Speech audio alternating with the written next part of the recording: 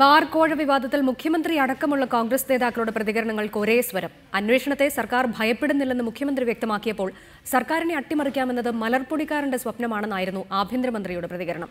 Bar കോഴ ആരോപണത്തിന് പിന്നിൽ അന്തർദേശീയ ഗൂഢാലോചനയെന്നായിരുന്നു കെപിസിസി പ്രസിഡന്റ് വി.എം. സുധീരന്റെ പ്രതികരണം. സർക്കാർ എടുത്ത നല്ല തീരുമാനത്തിൽ നഷ്ടം സംഭവിച്ചവരാണ് പരാതിയുമായി രംഗത്തെത്തിയിരിക്കുന്നത്. ബാർ കോഴ വിവാദത്തിന് സർക്കാരിനെ പിന്നോട്ടടിക്കാൻ കഴിയില്ലെന്നും ഉമ്മൻചാണ്ടി പറഞ്ഞു. സമൂഹത്തിന്റെ ഒരു നന്മയ്ക്ക് വേണ്ടി എടുത്ത തീരുമാനത്തിൽ നഷ്ടം സംഭവിച്ചവരാണ് ഇന്ന് ആദ്യം ഒന്നും പറയാത്ത കാര്യം ഇപ്പം പറയുന്നത്. ഒരാൾക്കും സർക്കാരിനെ അട്ടിമറിക്കാൻ കഴിയില്ലെന്ന് പ്രതികരിച്ച രമേശ് ചെന്നിത്തല തെളിവുകൾ ഉണ്ടെങ്കിൽ അത് ഹാജരാക്കട്ടെയെന്നും വ്യക്തമാക്കി. വിവാദത്തിന് പിന്നിൽ അന്തർദേശീയ ഗൂഢാലോചന ഉണ്ടെന്നായിരുന്നു വി.എം. സുധീരന്റെ പ്രതികരണം.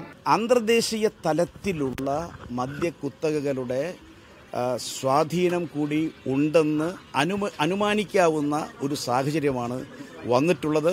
കോഴ നൽകിയെന്ന് പറഞ്ഞവർ ഇപ്പോൾ പറയുന്നത് അത് തെരഞ്ഞെടുപ്പ് ഫണ്ടാണെന്നായിരുന്നു കെ മുരളീധരന്റെ പരിഹാസം. എല്ലാ പാർട്ടികൾക്കും ഇലക്ഷൻ ഫണ്ട് കൊടുക്കാറുണ്ട്.